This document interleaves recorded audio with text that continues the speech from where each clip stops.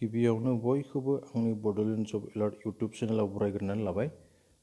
लोगोसे नोंथांमोनखौ आं गुरैयै खावलायोदि जाहाथे नोंथांमोना अन्नानै आंनि बे इउटुब चेनेलखौहाय साबस्क्राइब आरो नटिफिकेसन बेलखौहाय थुनानै लायो, जाहाथे भिडिअ हगारनाय लोगो लोगो नोंथांमोना थाबैनो नटिफिकेसनखौ मोनो। फैदो बिदिब्ला जों दिनैनि मोनसे गोदान भिडिअआव आवगायदोनि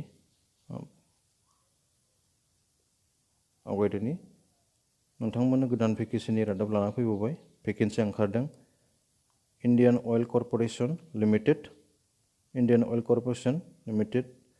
OICL। बेवहाय पस्ट डिटेल जाबाय trade and technician apprentice. Total भेकेन्सिया जाबाय 1535टा। जब लोकेसना जाबाय all over India. Total vacancy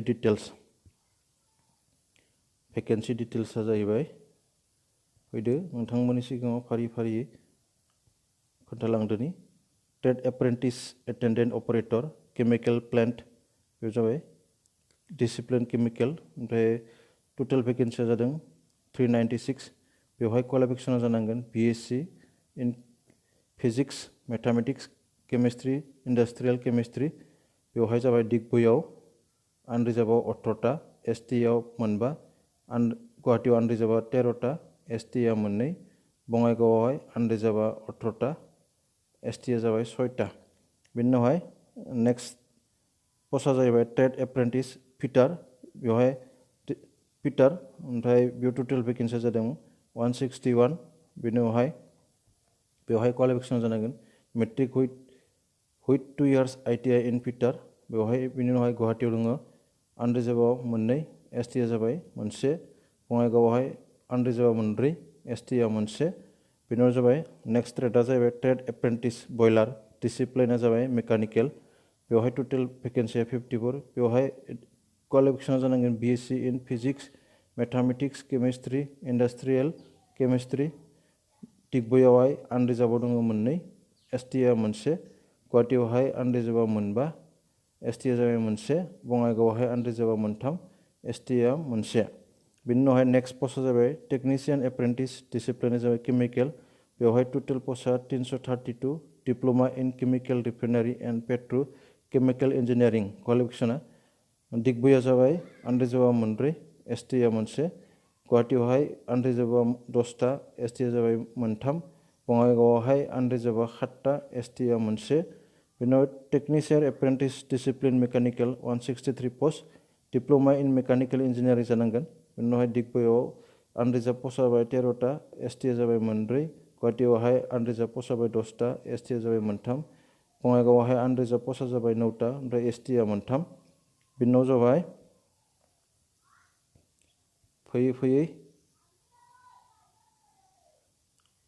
टेक्निशियान एप्रेन्टिस। बेवहाय डिसिप्लिन इलेक्ट्रिकेल। टोटेल पस्टआ जाबाय 198। डिप्ल'मा इन इलेक्ट्रिकेल इन्जिनियारिं जानांगोन। ओमफ्राय डिगबइआवहाय आनरिजार्भआ 9टा पस्ट, STआ 2, गुवाहाटीआव जाबाय आनरिजार्भआ 7टा, STआ 3, ओमफ्राय बङाइगावआवहाय आनरिजार्भआ 7टा, STआ 1। बेनि उनावहाय फैदो नैबे टेक्निकेल एप्रेन्टिस डिसिप्लिन इन्सट्रुमेन्टेसन। बेवहाय टोटेल पस्टआ 74। डिप्ल'मा इन इन्सट्रुमेन्टेसन इलेक्ट्रनिक्स इन्जिनियारिं जानांगोन।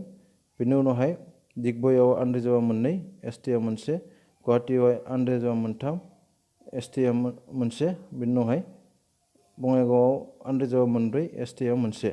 बेनि उनावहाय ट्रेड्स एप्रेन्टिस सेक्रेटारियेल एसिस्टेन्ट, बेयाव 39 पस्ट। बेवहाय क्वालिफिकेसना जानांगोन BSc, BCom, BA। बेनि उनाव पस्टआ ओरैबायदि। बेनि उनावहाय ट्रेड एप्रेन्टिस एकाउन्टेन्टआव जाबाय 45 पस्ट, BCom जानांगोन। बेवहाय पस्टआ ओरैबायदि। ओमफ्राय trade apprentice data entry operator फ्रेसार एप्रेन्टिस, बेवहाय टोटेल पस्टआ 41। बेवहाय 12 पास जानांगोन। टोटेल पस्टआ ओरैबायदि राननाया। ओमफ्राय trade apprentice data entry operator skill certificate holder, बेयाव 32टा दङ। बेयाव 12 पास। बेनि उनाव स्किल सार्टिफिकेट नांगोन। ओमफ्राय पस्टफोरा ओरैबायदि। बेनि उनाव फैदो एज लिमिटआ जाहैबाय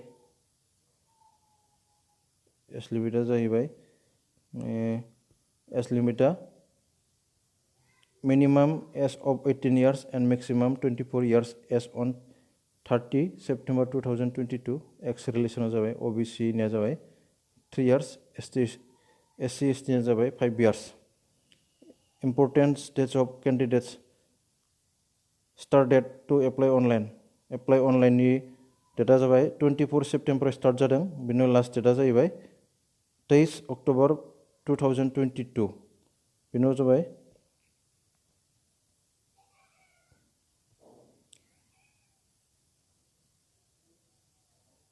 राइटेन एग्जामा 6 नभेम्बर 2022 बेवहाय जागोन tentative date of publication written रिजाल्टखौहाय 21 नभेम्बर 2022 ओमफ्राय document verification 28 November to 7 December tentative dates बियो अफिसियेल लिंकआ जाबाय www.iocl.com.